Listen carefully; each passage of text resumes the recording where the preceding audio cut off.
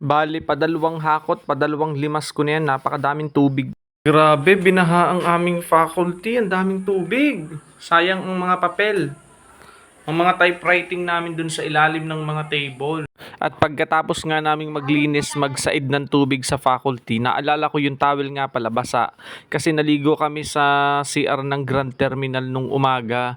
Kasi nga wala kaming tubig pagkatapos ng bagyong Aghon. From Saturday, Sunday, tapos Monday, wala talaga kaming ligo. Grabe, walang tubig na gagamitin. Wala din kasing kuryente.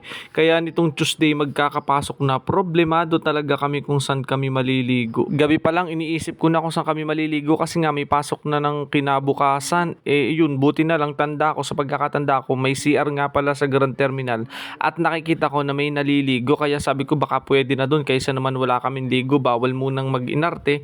Kaya inakit ko ang mag-iina ko, dun kami naligo. May bayad lang, mura lang naman, kaya yun.